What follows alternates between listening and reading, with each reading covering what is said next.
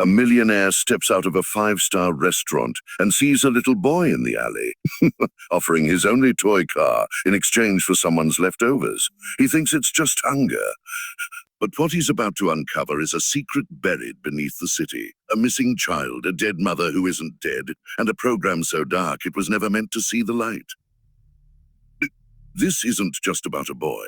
It's about the future they tried to build with his mind. The Bentley rolled to a gentle stop outside the upscale restaurant in the heart of the city. The engine's quiet purr died, and the door opened with a soft click.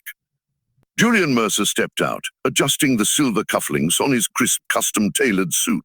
The street glistened from a light rain that had passed not 10 minutes ago, and the smell of damp concrete mixed with roasted garlic and fresh basil wafting from the kitchen vents. Julian rarely walked anywhere, but tonight he felt different. Business had gone well, another acquisition closed, another competitor absorbed, and a rare calm settled over him. He was 51, rich 51, need and bored beyond belief. His driver lingered by the car, but Julian waved him off with a nod. "I'll walk," he said. He strolled down the block, past flickering neon signs and old brick storefronts. The contrast between luxury and decay was sharp here. The restaurant glowed behind him, crystal chandeliers illuminating white linen tables. But just 3 doors down the world changed. Shadows grew longer. Windows had bars, and the air smelled of rust and stale fryer oil. Julian would have passed right by the alley, if not for the small voice. "Oh, excuse me, sir." It was hesitant, barely audible. He turned. A boy, maybe 7 or 8, stood at the alley's mouth. He was small, thin, his clothes 2 sizes too big and damp at the hems. In his hand, he held a red plastic toy car. It was scratched, worn, the rear axle bent so that one wheel hung at an angle. Julian raised a brow. Yes, the boy looked up, and Julian noticed how pale he was under the street lamp. His eyes were too big for his face, his cheeks sunken. "I was wondering," the boy stammered, uplifting the toy toward him. "Oh, but you train, this is a moment to understand. But first he thought he'd misheard, then he looked down at the car and the boy's trembling hands, till voice caught in his throat and brought his throat." "You want to trade your toy for food?" The boy nodded quickly, almost as if afraid he'd said too much. "Just whatever you didn't finish. I saw you coming out of the fancy place. I thought maybe you had something you didn't want." Julian didn't move. The weight of the moment pressed against his chest. He could hear the soft splash of water dripping from a gutter nearby. Everything else was silent. "What's your name?" What's your name?" he asked quietly. "Leo," the boy replied. "Where are your parents?" Leo looked down. "Don't have any. Not really." Julian felt something stir in him that had long been dormant. He crouched to the boy's level, the scent of wet concrete thick in the air. "Who takes care of you?" Leo hesitated. "I take care of me. Sometimes Miss Darlene at the shelter helps when there's room, but not always." Always. Julian glanced into the alley. A threadbare backpack leaned against the wall. Beside it, a cardboard box sagged under the weight of damp blankets. A nest, a place for someone too small to survive alone. "I don't want to beg," Leo said quickly, mistaking Julian's silence. "But this car's special. It used to go really fast. I fixed it myself. The wheel's a little busted now, but it still rolls." Julian swallowed. His eyes dropped again to the red toy.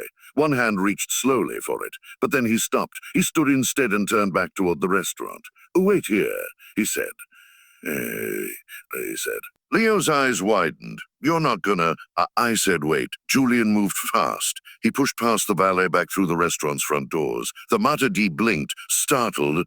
"Sir, is everything all right?" "I need a to-go box," said Julian. "And I want every leftover from that table wrapped. Now." Minutes later, Julian walked out carrying a white paper bag heavy with roasted chicken, herb potatoes, and a full slice of tiramisu. Leo hadn't moved. "Here," Julian said, handing the bag over. Leo opened it and froze. This is real food." Julian nodded. "It is." The boy hugged the bag to his chest. "Thank you."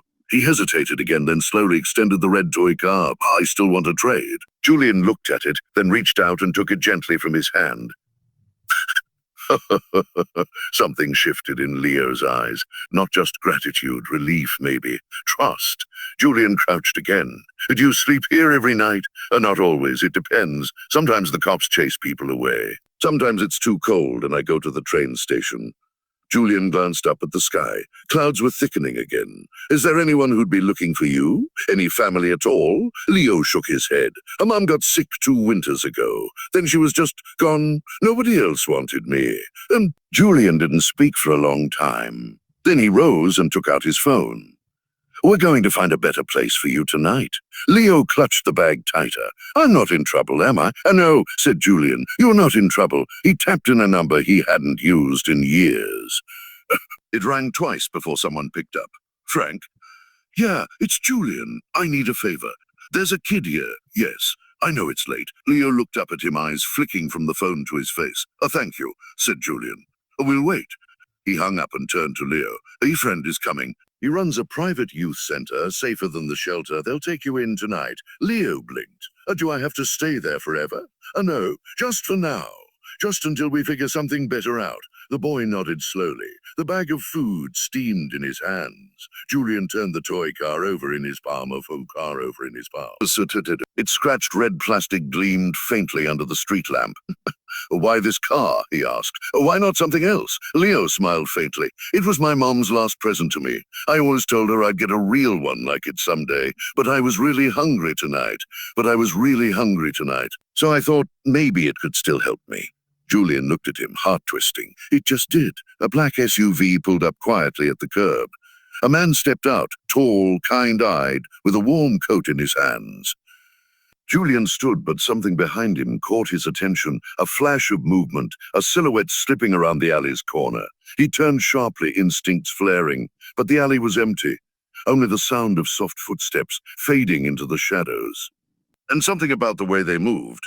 Julian narrowed his eyes, lips tightening. Someone had been watching them, and they didn't want to be seen.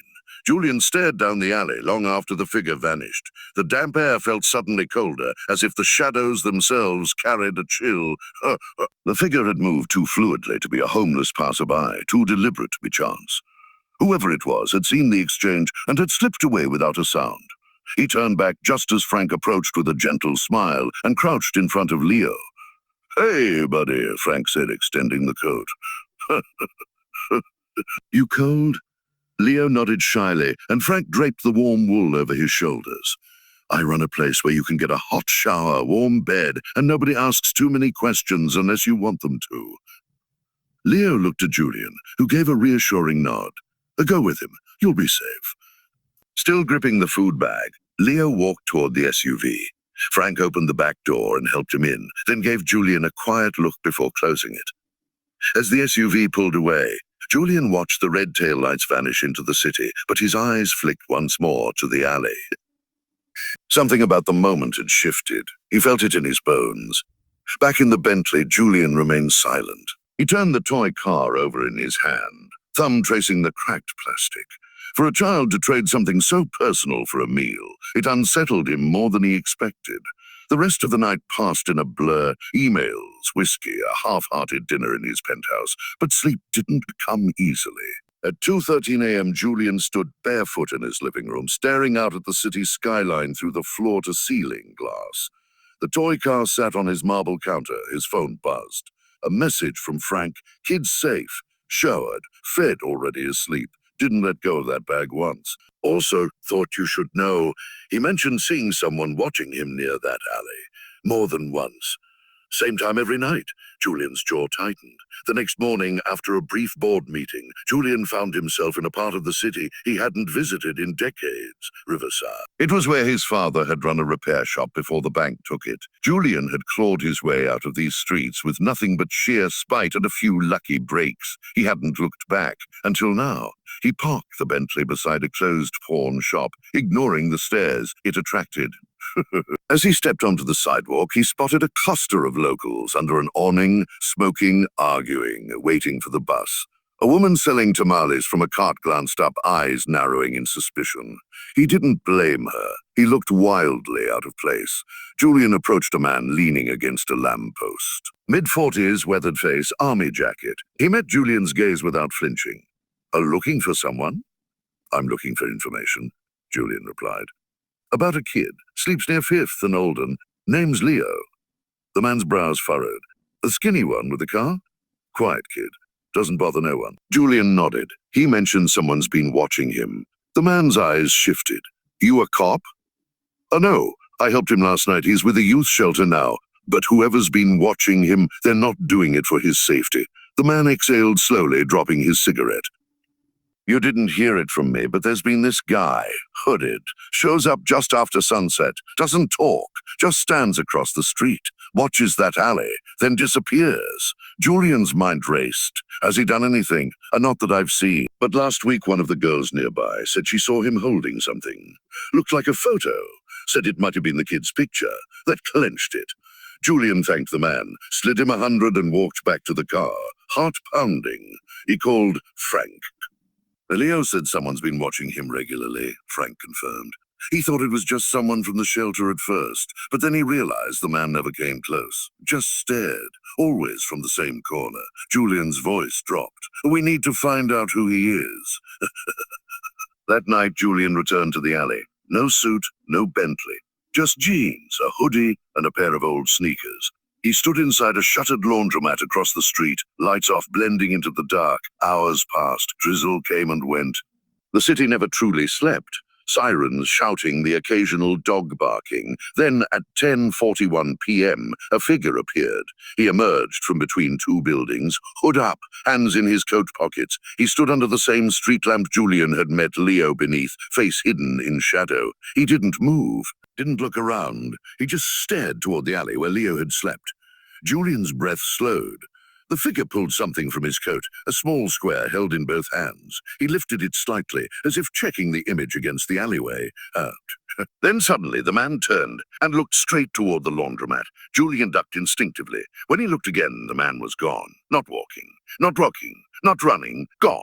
Julian burst into the street, scanning the sidewalks. Empty, a breeze stirred litter in the gutter. He jogged to where the man had stood.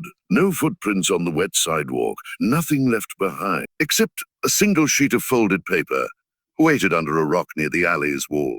Julian picked it up slowly. His name was scrawled on the outside in blocky, untrained handwriting. Inside, you shouldn't have taken him.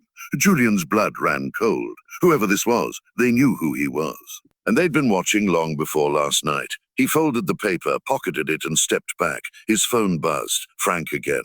Julian, Leo's gone. Julian's fingers clenched the phone tighter as Frank's words echoed in his ear. Leo's gone. A gust of wind swept through the alley, rattling a rusted chain-link fence nearby. Julian stood still for a heartbeat longer before forcing himself to speak. What do you mean, gone? His voice was low, controlled, but beneath the surface a fire was building. He ran away. Someone take him? We don't know, Frank replied. His bed was empty when we did checks at midnight. Window was open, no signs of forced entry. Just gone. Julian's chest tightened. Oh, was there security? We had a volunteer on night shift, but nothing seemed off. Cameras on the east side were glitching, power outage earlier. We're pulling what we can. Julian's mind whirled. The letter in his pocket felt like it weighed 10 pounds. I think someone's been watching him longer than we realized. Julian, Frank said carefully, if this is a custody thing, if there's some family member coming back into the picture, no, Julian cut in. Leo said he had no one, and whoever left that note knows my name. There was a pause on the line. You think they're after you? Julian exhaled slowly. No, I think they're after him. And I just got in the way. He hung up and walked briskly to the Bentley mind racing. As the engine started, he didn't head home. He took a hard turn toward the city's east end. Julian Mercer was not the type to panic. Fortune 500 negotiations, hostile takeovers, courtroom battles. He could keep a level head through any storm. But this was different. This was a child, and someone had taken him. The youth center's security office smelled faintly of coffee and old carpeting. Julian stood behind the monitor tech as grainy black and white footage scrolled across the screens. This was just before midnight, the tech said, tapping a corner feed. A camera caught movement for about 3 seconds before it cut out. On screen, a dark figure moved in the distance, just beyond the light's reach. The footage glitched, flickered, and then the feed went dark. Julian leaned closer. Can you enhance the frame? The tech tried, but the figure was little more than a silhouette, tall with a hood, moving swiftly and deliberately. Frank stood behind him, arms crossed. "You think it's the same guy from the alley?" "I know it is," said Julian. He pulled the folded letter from his coat pocket and laid it on the table. Frank read it in silence. "This sounds personal." Julian nodded. "Too personal. Whoever wrote this, they knew where Leo was staying. They knew I helped him. They're watching. They're watching." Frank narrowed his eyes. "Then we need to go to the police." Julian hesitated. No," Frank stared at him. "Why not? Because the police will make noise," said Julian. "They'll scare whoever this is underground. Leo doesn't have time for red tape. I've handled worse than this with fewer resources." Frank shook his head. Julian, this isn't a hostile merger. This is a child. I know exactly what this is." Julian's voice cut through the room like a blade. Frank went silent. After a moment, Julian softened. "I know what I'm doing. I'll keep you updated." He turned and walked out without another word. Julian's next stop was the only one that made sense. The shelter Leo had mentioned, Miss Darlene's place on Pine Street. It was a modest brick building wedged between a closed bodega and a boarded-up bar. A hand-painted sign hung crooked above the door. "A Haven House." Inside, it was warmer than expected. A few cots lined the back room, and the scent of tomato soup drifted from a tiny kitchen. An older woman in a lavender cardigan looked up as Julian entered. She had silver-streaked braids pulled into a bun and eyes that immediately sized him up. "You lost?" she asked. "No. I'm looking for Miss Darlene." That'd be me." He stepped forward. "My name is Julian Mercer. I'm looking for a boy named Leo. He stayed here a few nights this month." Her expression changed. She set down a ladle and walked around the counter. "I know Leo," she said carefully. "But why are you looking for him?" Julian gave her the full version, minus the threat note. Note by the time he finished, Darlene's face had gone pale. "He always said someone was watching," she murmured. But I thought he meant a caseworker, or some kid from the streets. Did he ever mention any names? Any place he was scared to go? Anyone he avoided?" She thought hard, then went to a drawer behind her desk. From it, she pulled a small notebook. "Leo's. He kept this under his pillow. Said it was for drawing cars." I didn't snoop. Julian opened it carefully. The first pages were innocent enough, childish sketches of race cars, some notes about engines, a half-finished maze puzzle, but near the back, the drawings changed. A tall man in a hoodie, always in the background. Leo, drawn small, sometimes hiding, sometimes running. In one corner, written in block letters, "The grey man watches me at night." Julian's stomach sank. "Has Leo ever talked about a place called Crowdon?" he asked suddenly. Darlene blinked. "A Crowdon, that's across the river. Industrial district." "Nothing out there but some old warehouses and that creepy storage yard." Julian nodded slowly. He had a hunch. It was the kind of place someone would go if they didn't want to be found. He handed Darlene a business card. "If Leo contacts you, call me. Day or night." She nodded, gripping it tight. As Julian stepped outside, the street was silent. The sky was overcast, the air heavy with the promise of more rain. He opened the car door, then stopped. Something was sitting on his seat, a matchbox. He picked it up. Inside, a single match unused, and underneath it written in tiny black letters on the bottom flap, "One night. Crowdon Storage. Unit 12. Come alone." Julian closed the box slowly, eyes narrowing. Whoever this was, they weren't done playing games, and now they wanted to raise the stakes. Julian parked a block away from the Crowdon storage complex, killing the headlights as he coasted to a stop behind an abandoned delivery truck. The sky was the color of charcoal, moonlight struggling through thick clouds. The air carried the sharp tang of metal and mildew, the scent of places forgotten by time and oversight. Crowdon had been a bustling warehouse district decades ago. Now, rusted chain-link fences surrounded crumbling buildings and padlocked loading docks. The only sign of life was the low hum of a distant generator and the occasional flicker of faulty security lights. He checked his watch. 11:37 p.m. Still early. The matchbox had said one night, no specific time, but Julian had no intention of waiting until dawn. He stepped out of the car, tucking the small flashlight into his coat pocket. The pistol, registered, clean, rested in its holster on his hip. He hadn't carried a gun since his early business days in Jakarta, but instinct told him tonight wasn't about negotiation. The Crowdon storage gate had a chain and padlock, but the fence had been clipped on one side.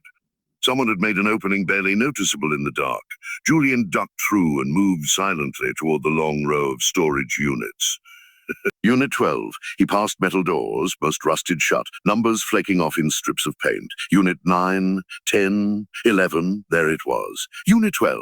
The door was closed, but a faint light glowed beneath the frame. Julian approached slowly, each footstep crunching softly on the gravel.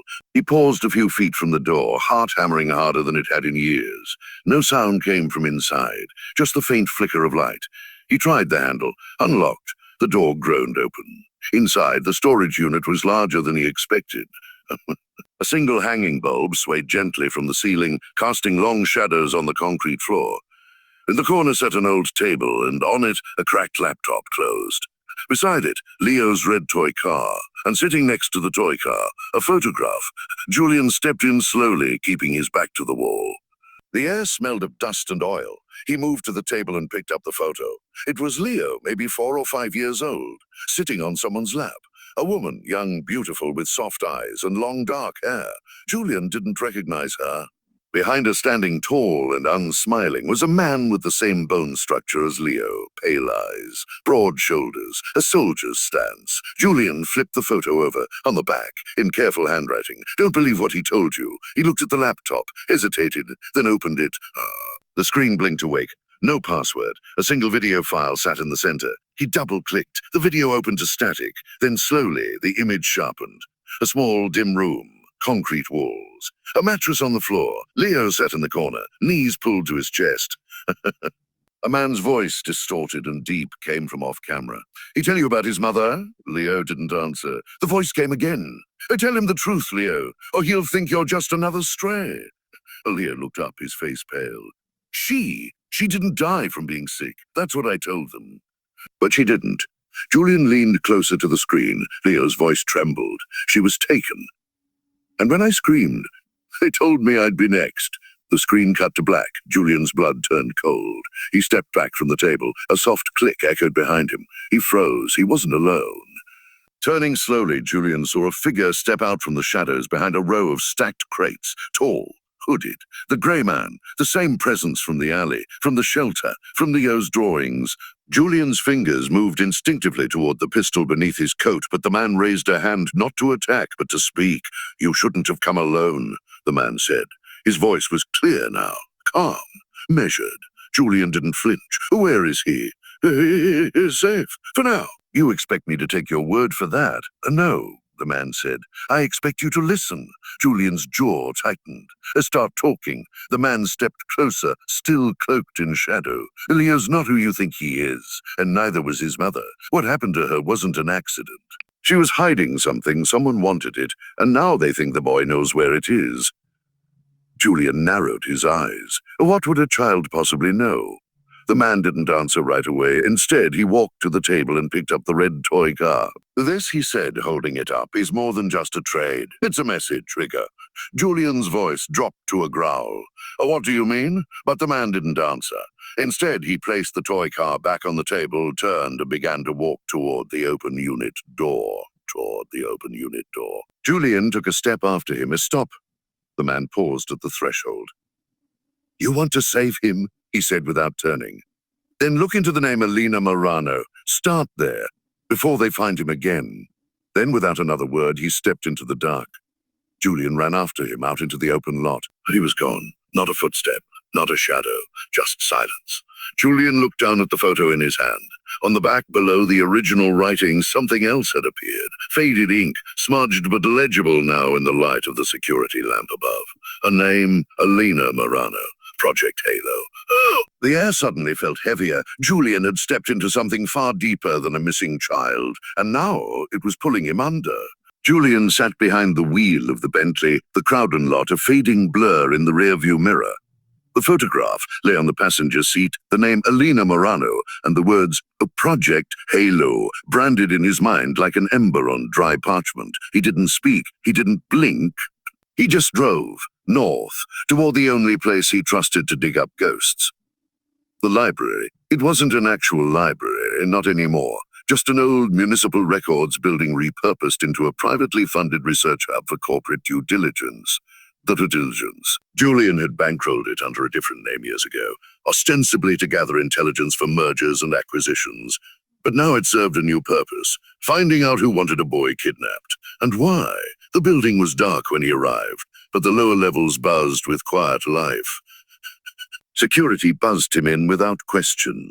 Down the concrete stairs, past a reinforced door, and into the archive, a cavernous room lined with digital terminals and fireproof cabinets. Only one light was on at this hour.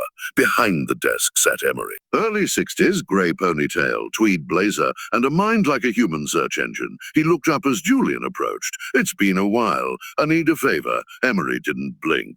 "Which grave are we digging up?" Julian slid the photo across the desk. "Elena Morano, and something called Project Halo." "I need everything. Fast." Emery squinted at the name. "Haven't heard that one in years." He took the photo, turned it over, and whistled. "This one's got dust on it. You've seen her before?" Emery nodded slowly. "Years ago. Morano worked for a company that doesn't exist anymore. Black Bay Industries. Front for a dozen black-budget operations. Got absorbed into the private military sector and then vanished. Project Halo. Hunting." Emery's fingers danced across the keyboard, and screen after screen filled with declassified memos, satellite images, fragments of old procurement records. It took 15 minutes before Emery stopped typing. He leaned back, staring at the monitor. "What is it?" Julian asked. Emery's voice was quiet. "Project Halo wasn't a product. It wasn't a facility. It was a program. For what? Children." Julian's blood ran cold. Emery continued, eyes scanning the screen. A funded off-book through Homeland, oversight minimal. The idea was to identify minors with high neural adaptability. Children who could process complex data patterns better than machines. They were tested, trained, some of them modified. Julian's jaw tensed. Modified how? A sleep cycle rewiring, sensory deprivation, cortisol inhibition. Stuff that would never pass ethics boards. Emery looked over. They weren't making weapons, Julian. They were making oracles. Kids who could predict, detect, solve. Why children? Because adult minds are too rigid, too programmed. But a child's brain, that's still soft clay. Julian sat heavily. Emery nodded. He fits the age profile, and if his mother was one of the lead researchers, she didn't just disappear. Julian finished. They erased her. He ran a hand through his hair. But if Project Halo collapsed, why is Leo still being hunted? Emery frowned. Because someone didn't want it to end. Programs like this don't die, Julian. They just change hands. Julian looked down at the photo again. A boy, a woman, a family. Then he looked up. Can you find out where she died? If she did. Emery nodded. Give me a few hours. Julian stood. One more thing to Bikugade. Run background on the name Mercer. Emery raised an eyebrow. Ears? Oh no. Mine's just the one I inherited. I want to know if it's come up in connection with Project Halo. Emery didn't ask why. Just started typing. Julian turned and walked toward the exit. The weight of it all settling heavier than before. If Leo was connected to Project Halo, if the boy had been part of an experiment someone was still trying to resurrect, then he wasn't just in danger. He was the key to something far bigger. By the time Julian returned to the penthouse, it was almost 4 a.m. The city was still and grey, a low fog rolling over the skyline like smoke. He poured a glass of scotch and stood by the window, watching the world sleep. He couldn't. Frank had texted 3 times, still no word from Leo. No sightings, no leads. Julian scrolled through the old notebook Leo had left behind. Page after page of hand-drawn blueprints, car schematics, puzzle designs. The detail was astounding. And then tucked near the back, he found something strange. A page titled Exit Map. It was a layout of some kind of building. Corridors, doors, access points. Labeled in a child's handwriting. A stairs to quiet room, a door that never locks. A camera spot broken. Julian realized what it was. A floor plan, not of a place Leo had imagined, but one he'd escaped from. The last note at the bottom chilled him. If I go back, don't forget where the vents are. Julian's phone buzzed. A message from an unknown number. No text, just a picture. Leo, bound, sitting in the corner of a dark room, blinking against the flash. Julian's grip tightened so hard the glass cracked in his hand. Another message followed. You have 48 hours. Bring the car, or he disappears. He read it twice. Bring the car? Not a car. Not a car. The car, the red toy car. Julian looked across the room. It sat on his mantel untouched since that night. He walked to it, picked it up. It felt heavier now, like it had always been more than plastic and paint. Something inside it rattled. He turned it over, inspected the base, and found it a tiny seam, almost invisible. He pried it open. Inside, nestled between the wheels, was a microchip. Not a toy. Not a toy. A drive, encrypted. And if someone was willing to kidnap a child to get it back, then whatever was on it, someone was ready to kill for. Julian didn't sleep. He didn't even sit down. He stood in the center of his penthouse with the city skyline dimming behind him, the sun crawling up behind thick storm clouds. The microchip sat on a velvet cloth atop his kitchen island, no longer hidden inside Leo's toy car, but now humming quietly with significance.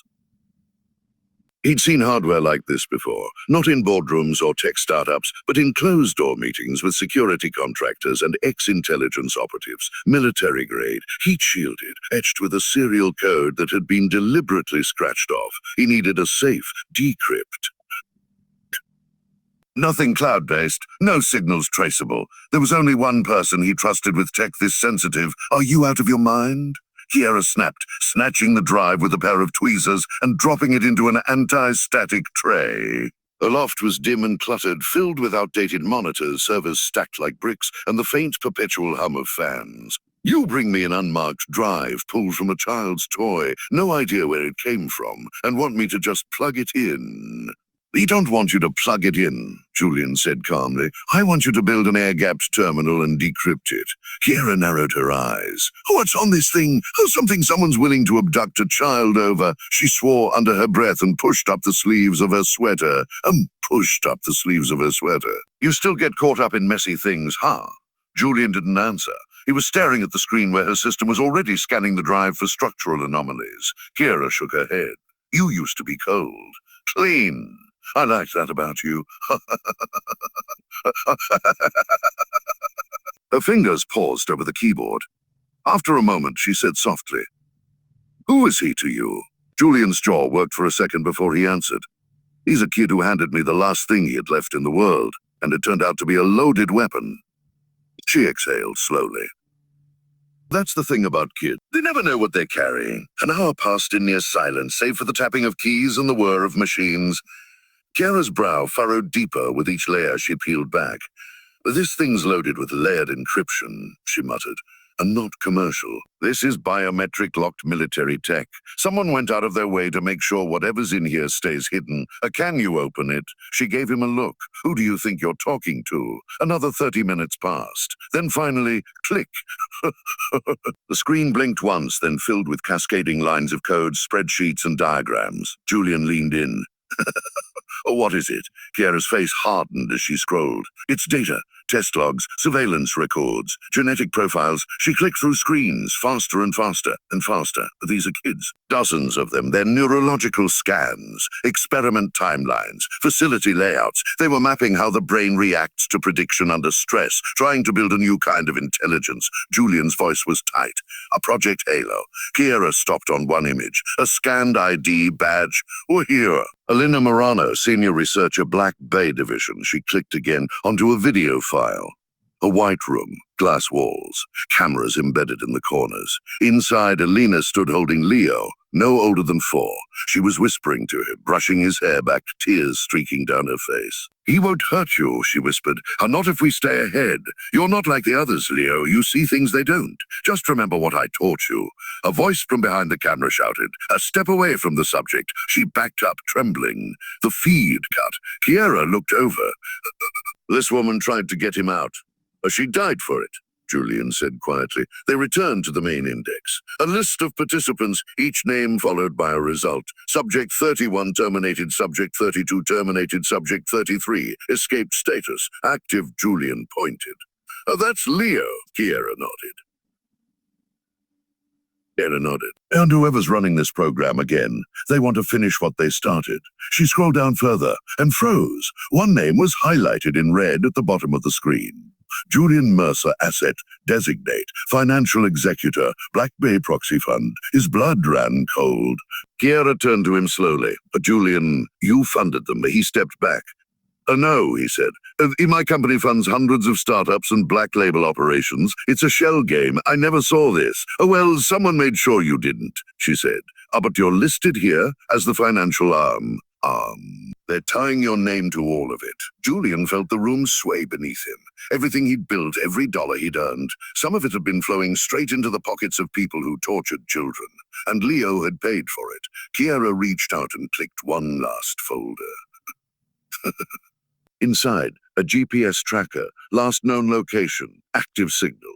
Leo's chip is still online, she said. It's embedded in his arm, probably without his knowledge. The screen zoomed in. An abandoned industrial site outside of Hollow Creek. It looks like a dead telecom tower, she muttered.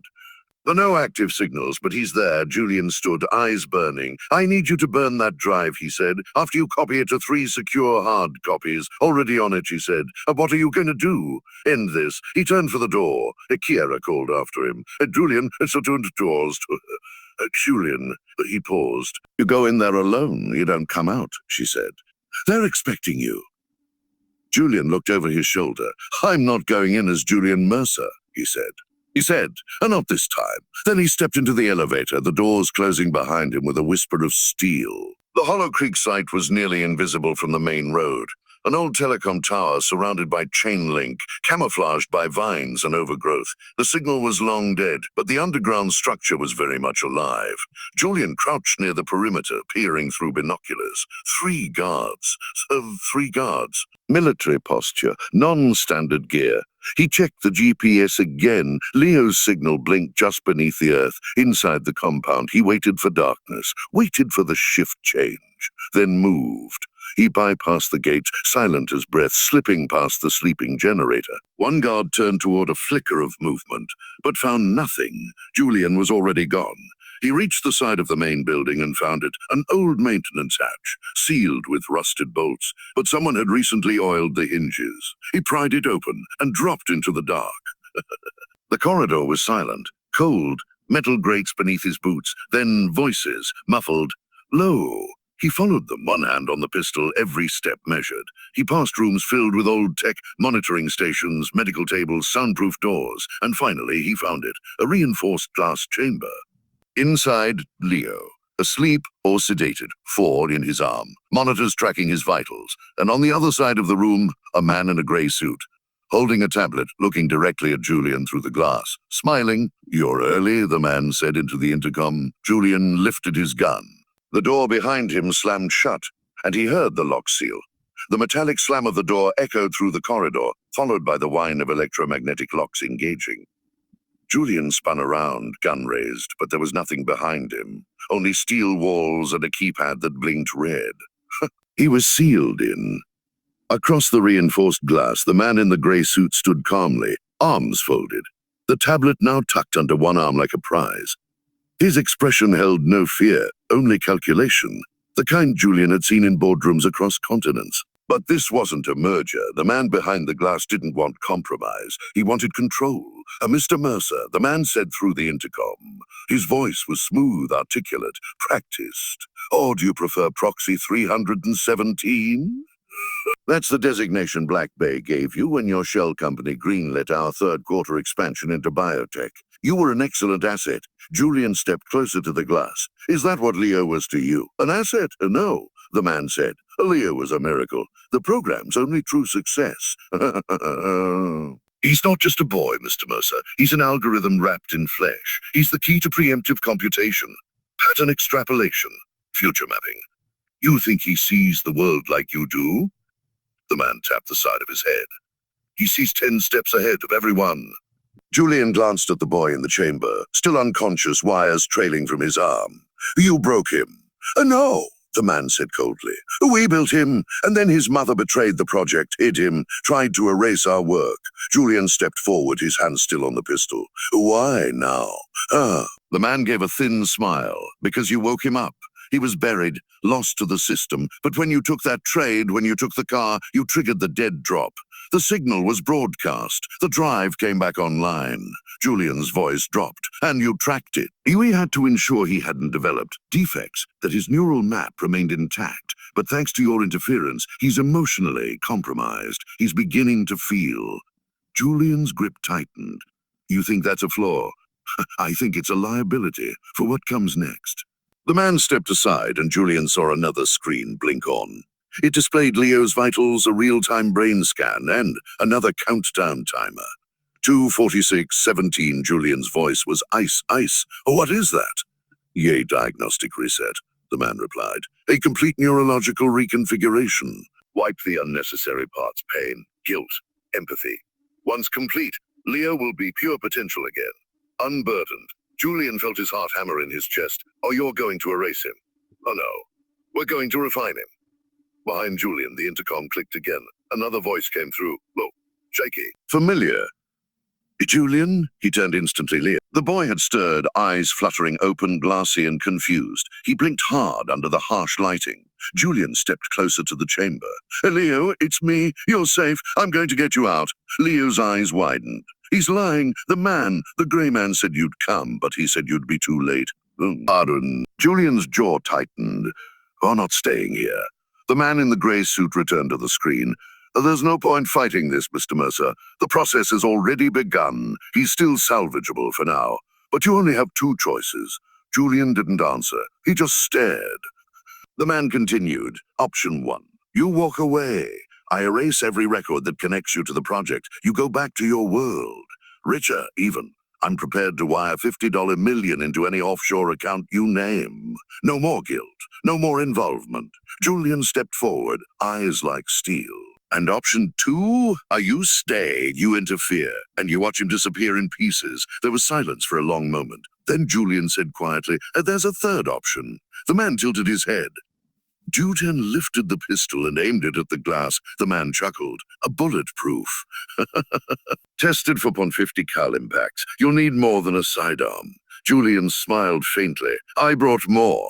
The lights overhead flickered, then boom. A distant explosion rocked the building. The floor trembled. Somewhere deeper in the compound, alarms began to wail. The man's face dropped. Julian activated his earpiece. Kira, status, charges went off clean, she said. A backup generator's next. Your signal's about to go dark in 20 seconds. Get him out. The man lunged for his tablet, but Julian fired first. The bullet didn't crack the glass, but it shattered the control panel beside it. Sparks flew. A system override initiated, a robotic voice echoed through the intercom. A manual security disengaged. All non-critical locks releasing. Julian was already moving. He ran to the corridor as metal doors hissed open. The power grid was collapsing in stages, cutting cameras, unlocking doors one by one. He reached the chamber access point. It was still sealed. Leo sat up, drowsy, frightened. Push the panel, Julian shouted. Left side, flat hand. Leo looked confused, but did as told. The lock disengaged. Julian burst in and caught him before he fell. I've got you, he said, lifting the boy. But as he turned to leave, the man reappeared in the corridor, no longer smiling, a pistol in his hand. You don't get to walk out, he hissed. Julian didn't hesitate. He stepped in front of Leo, placing himself between the boy and the muzzle. The man aimed. A shot rang out, but it wasn't from his gun. The man jerked, stumbled, and collapsed. Behind him, a shadow emerged from the smoke. The grey man, he stepped forward, holstering a suppressed weapon. Julian stared. You followed me. The grey man nodded once. I told you, I'm not the threat. Julian looked at Leo, who was blinking in confusion, but his small hand gripped Julian's sleeve. Time to go, the grey man said. Together they ran. By the time they reached the surface, the entire compound was in chaos. Backup power failed completely. Flames licked the northern wing from Kira's detonations. Sirens wailed in the distance. Local authorities, drawn by the shockwave. A black SUV screeched into view. Frank was behind the wheel. Julian threw the back door open and pulled Leo inside. The grey man climbed in after them, silent. Frank stared at him in the mirror. Who the hell is this? The reason Leo's alive, said Julian. Drive. As the SUV sped off, Julian looked down at the boy. Leo blinked up at him. You came? He whispered. Julian tightened his grip. Of course I came. Leo leaned against him, eyes closing. Exhaustion finally won. But Julian didn't relax, because in the man's jacket, retrieved after he fell, was another device, a flash drive, different from the first. And labeled in fine black letters, a Halo Phase 2 initiation. The SUV roared down the highway, taillights bleeding into the night. Inside, Leo slept with his head resting in Julian's lap, still pale from the sedatives. Frank drove with white-knuckled intensity, glancing at the rear-view mirror every few seconds. The grey man sat in the far corner of the back seat, silent, watching the road with the same cold detachment as always. Julian held the flash drive in his hand. It was matte black, slim and unlabeled, except for the haunting words etched along its side. Halo Phase 2 initiation. Now, what do you think is on it? Frank asked quietly. Julian's voice was low. Insurance, or a blueprint for the next generation. He turned to the grey man. You said Project Halo was dismantled. That Leo was the last. The grey man didn't answer right away. I said Leo was the only success. That doesn't mean they stopped trying. Julian frowned. What is Phased Eye's eye? The grey man finally met his gaze. I don't know. But if they were willing to burn a facility to get him back, this isn't over. Julian nodded. We need to open the drive. The grey man raised an eyebrow. You're not worried it's a trap? I'm counting on it, said Julian. By morning, they were 3 states away. Julian had wired a full blackout team to clear a safe house in the mountains, a cold, windowless bunker that had once belonged to a defunct intelligence unit. Secure, off-grid, with no electronic signature. Kiera was already there, waiting. She took the flash drive without a word, eyes bloodshot but focused. The same protocol, said Julian. Air gap, layered decrypt. No external feeds. I know, she muttered. You dragged me into this mess. I'm not about to let it kill us. As she disappeared into the tech room, Julian turned back to Leo, who now sat on the edge of a cot, knees drawn up, blanket wrapped around him. His eyes were open but distant, as though he were watching something only he could see. Julian crouched beside him. How are you feeling? Leo shrugged, but his voice was small. Like I'm not all here. You are, Julian said softly. You're here, you're safe. Leo looked up. He said they were going to take the bad parts out of me. The parts that feel, is that what they did to the others? Julian hesitated. Yes, Leo nodded. I think I remember them, the other kids, only in pieces. Julian touched the boy's shoulder. You remember because you were stronger than they were. You survived. Leo looked away. Maybe I wasn't supposed to. Before Julian could answer, Kiera reappeared in the doorway. You need to see this. They followed her into the room where the decrypted files now scrolled across 3 screens. This isn't just research data, she said. It's a launch sequence. Julian stepped closer. For what? Phase 2, she said. They weren't trying to recreate Halo. They were trying to scale it. She pulled up a diagram, a map of a facility labeled a Monarch Point Site Delta. Several nodes were marked with red indicators. 8 children, she continued. All under 10. All active candidates. They've been gathering them for months. Testing, conditioning. The idea wasn't to make another Leo. It was to make dozens, hundreds. Julian felt the burn rise in his chest. Why didn't we know? Because Monarch Point isn't under Black Bay, Kiera said. It's under a private foundation called the Vero Institute. On paper, it's a non-profit for pediatric neurodevelopment. But the funding, she paused. Julian, one of the holding companies tied to Vero, was spun off from your own capital group 4 years ago, under someone named Harlan Grave. Julian's eyes went cold. Grave used to work under me. He managed off-ledger projects. I had him removed for ethics violations. Well, Kiera said, he's back, and he's the one who signed off on Phase 2. Frank leaned forward. Where's this Monarch Point? Kiera pulled up a satellite image. A Montana? Remote valley, government-owned land leased out under a fake geological survey. No roads in, no signals out. Julian stood. Then we find a way in. Kiera looked skeptical. This isn't a stealth mission, it's a fortress. You'll need military-grade gear, blackout transport, and someone who can neutralize security without setting off alarms. Julian turned to the grey man. That sound like something you can do? The grey man gave a short nod. I've been to worse places. Kiera wasn't finished. There's something else. I decrypted a conversation between Grave and an unnamed associate, voice scrubbed. They plan to begin neural mesh installation within 72 hours. Once that's done, the children won't be recoverable. Julian stared at the map again and back at Leo, who sat silently, watching through the glass door. He clenched his fists. Then we stop them before they become machines. The next 12 hours moved with surgical precision. Julian secured a private tactical jet under a dead identity. Kiera reprogrammed a set of satellite pings to mask their flight path. Frank sourced a former special ops pilot and armored transport through an old contact in Budapest. The Grey Man went dark, returning only with a new name, new weapons, and a route into the Monarch Basin no one else could find. Julian checked on Leo before they left. The boy was quiet again, but something had shifted. His posture was straighter, his eyes more focused. "You're not going to leave me, are you?" Leo asked. "No," said Julian. "We're going to finish what they started, but on our terms." Leo hesitated. Then he pulled something from under his pillow. The other half of the red toy car. "Broken." "Ian, why did you keep this?" Julian asked. Leo didn't answer at first. Then quietly, because even when it didn't work, it still reminded me someone cared. Julian took the piece gently. "We'll fix it, all of it." Leo looked up at him. "Even the other kids?" Julian stood, especially them. As night fell over Montana, the jet touched down on an unmarked airstrip near the Canadian border. They transferred to an off-road transport rig. Military mat, no insignia, and drove into the black spine of the northern mountains. The Grey Man sat behind the wheel, eyes locked forward. Kiera manned the terminal in the back, jamming signals and scrambling airspace telemetry. Leo sat beside Julian, silent but alert. At 3:12 a.m., they reached the ridge overlooking Monarch Point. Below, nestled in the valley, was the facility, square, cold, lit by floodlights, and beneath it, 8 children who would be erased if they didn't act fast. Julian stared through binoculars at the main compound. Then he handed the broken half of the toy car to Leo.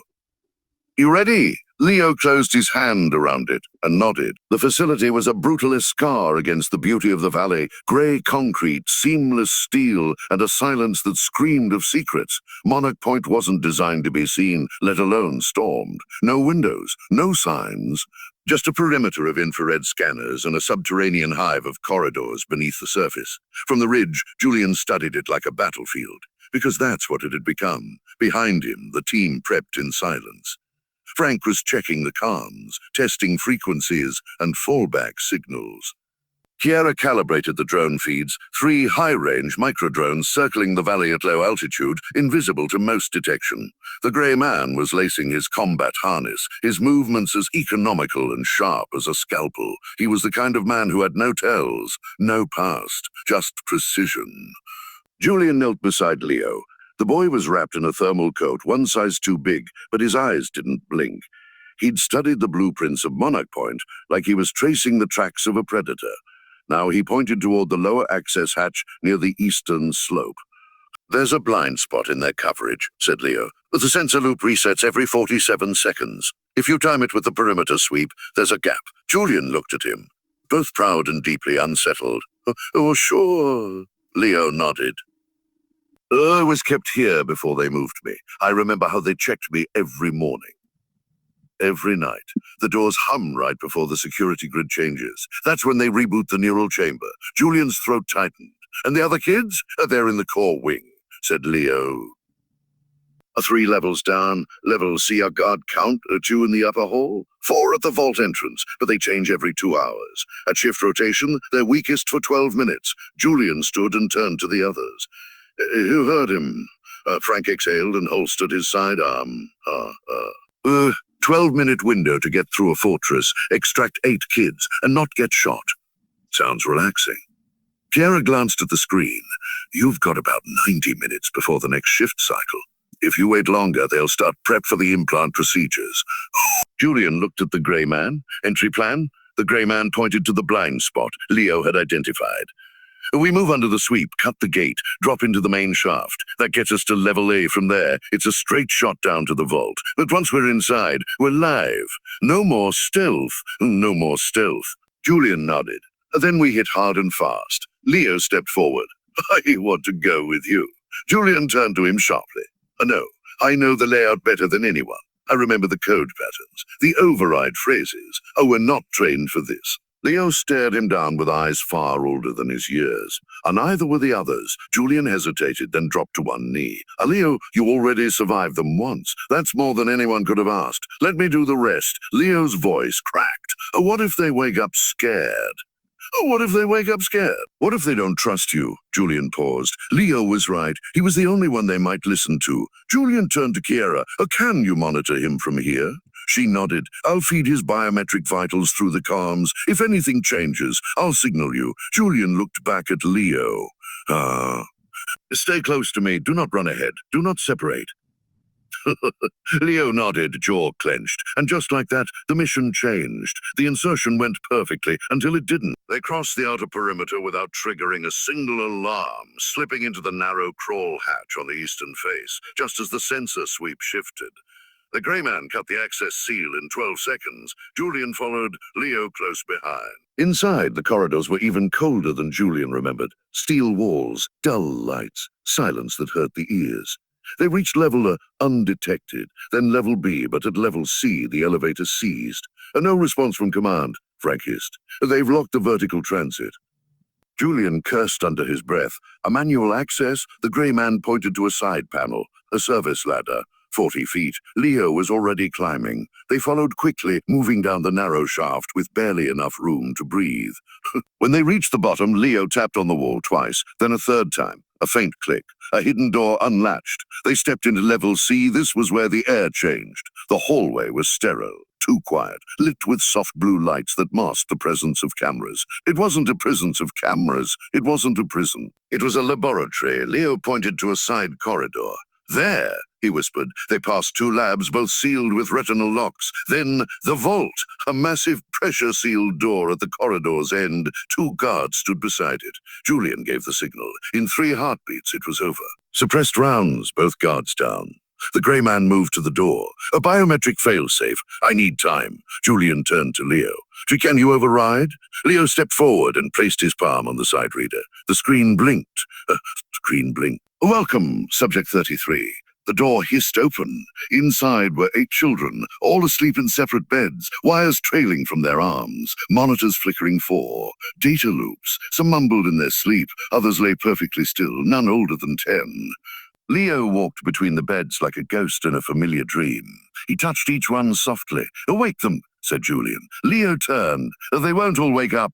Not right away. They sedate them to keep the visions from making them scream. Julian's heart broke. Frank moved through the room, checking vitals. They're alive, weak but stable. Suddenly an alarm blared. Not internal. External. Kiera's voice blasted through the comms.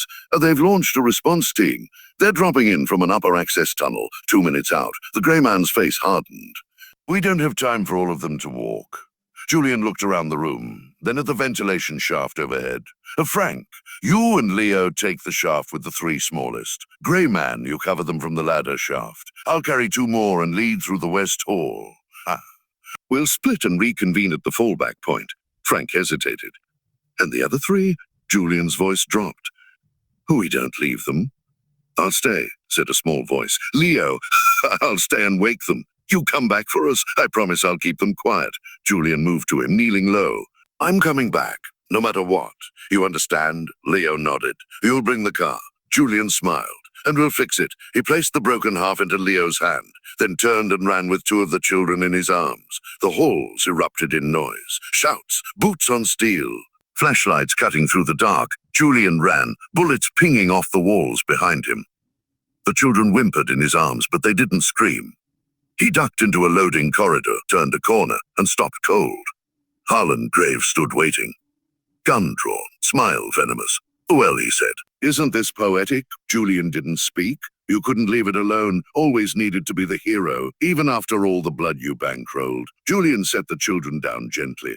Grave raised the gun, but a single shot rang out from behind him.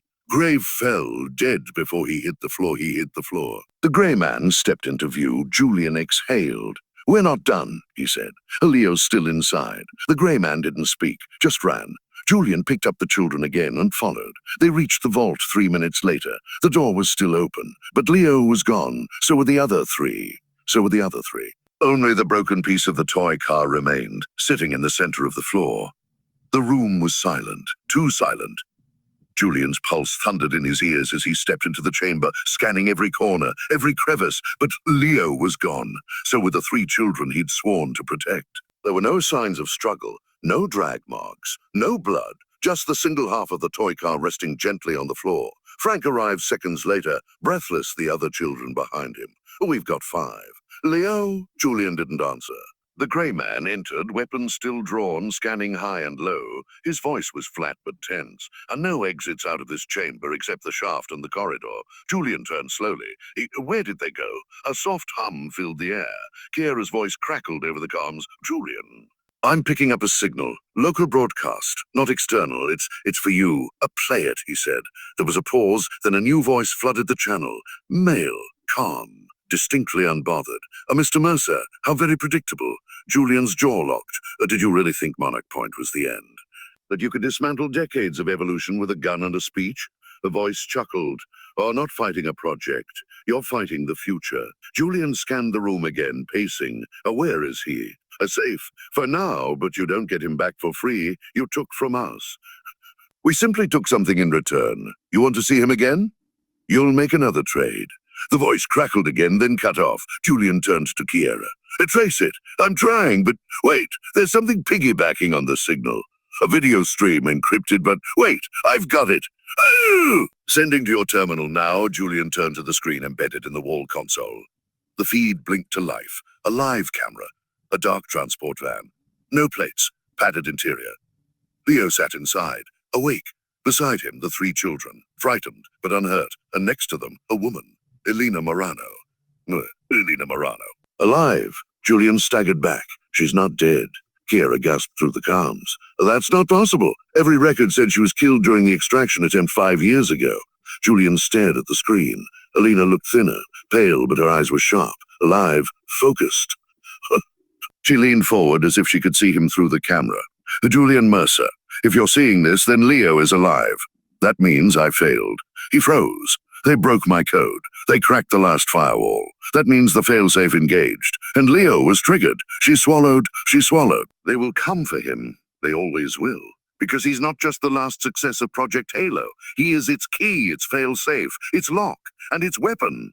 Julian whispered. "What does she mean, weapon?" The video continued. "When I took Leo, I wasn't just saving my son. I was hiding something. Inside him. The neural map they created wasn't just a predictive model. It was an access key to something far bigger, stored in fragments across multiple locations. Only he can reassemble it. Only he can activate it." The screen flickered.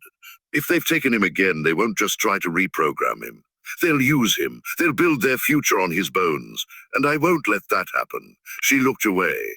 "There's a secondary vault, a site I left off the records. I embedded the coordinates in Leo's drawings." "You'll know it when you see it. It's the only place they can't follow. If you find it, if you find us, destroy the access drive. It must never be used again." The screen cut to static. Julian stood motionless. Leo's notebook. The drawings. They weren't just cars or dreams. They were a map. Hours later, back at the safe house, Julian laid the notebook flat across a lit drafting table. Kiera hovered nearby, eyes darting across the pages. Page after page of childlike sketches, winding roads, racetracks, puzzle boxes, and then he saw it. Not a racecourse. Not a road. An aerial topographical map, in the lines of a sketch meant to resemble a spiral track. Julian flipped through 3 more pages, then stopped. A crude sketch of a mountain, labeled in a shaky scrawl, the place where she hid us, coordinates tucked in the margin. Julian turned to the grey man. "You know it?" The grey man nodded once. "It's real. Government site from the Cold War, never activated. No satellite coverage, not even on emergency response grids. But it's a tomb. Then that's where they're going." Kiera frowned. "But why take the children there?" Julian's eyes narrowed. "Because they're not just hostages, they're tools. And Leo is the master key." Frank spoke up from the corner. "Then we go in now." "Or they start whatever phase 2 really is." Julian shook his head. "Oh, not yet. Why? Because they want us to." He lifted the notebook again. On the last page, one final drawing. A car, broken in half. On one side, Leo. On the other, Julian. And between them, a bridge. Not yet drawn. The next 24 hours were a race against the clock. Julian assembled a second team, off books and off grid, former Black Ops. Disavowed specialists, he offered them one thing, a mission that could end them but might save lives. Kiera scrubbed every trace of the operation from global networks. Frank managed extraction logistics and fallback corridors. And the Grey Man, he prepared for war. At dawn, they moved, crossing two borders, flying below radar, then scaling the final range on foot. The hidden vault was real, buried deep inside a dormant mountain, hidden behind decades of brush, rock slides, and secrecy. And inside, a new chamber, slick white, monitored, active. Screens lined the walls. Grave was dead, but someone else had taken the reins. A new voice echoed over the speakers as they entered. "Welcome back, Proxy. You've brought him home." Julian raised his weapon. No response, just the lights dimming, and at the center of the chamber, Leo, standing awake and changed. He looked up as Julian approached. "Are you real?" Leo whispered. Julian knelt. "I'm here. We're going home." But Leo stepped back. "They want to use me again, but they don't know. I already shut it down." Julian blinked. "What?" Leo looked past him toward the control panels. Every screen now flickered with code. "I saw the pattern," Leo said quietly. "I broke it from the inside. Before they could. It's over." Julian stood. On the monitors, data melted into white static. Whatever Project Halo had become, it was gone. But not without cost. Leo swayed. Julian caught him. "I used the map," the boy whispered. "It was always meant to lead them here, so I could lock it from the inside." Julian held him tight. "You didn't need to fix the car," Leo murmured. "Half asleep? You just needed to finish the bridge." Julian's throat tightened. "We did, Leo. You did, Leo. You did." The vault trembled. "Shutdown protocols engaging." Kiera's voice called through the comms. "You've got 5 minutes before it seals, permanently." Julian lifted Leo into his arms, then turned and walked out, not as an executive, not as a proxy, but as a father. And behind him, Project Halo collapsed into silence. 6 months later, the beach was quiet, wind in the dunes, sunlight warming the sand. Julian stood by the edge of the water, a small red toy car in his hand, restored, polished, whole again. Behind him, Leo ran with the other children, laughing. "Free!" Julian set the toy down on the sand and watched the waves inch closer. It was never about the car. It was about the trade. And he'd made it. Everything for them. Everything for one boy who believed a broken thing could still bring him home.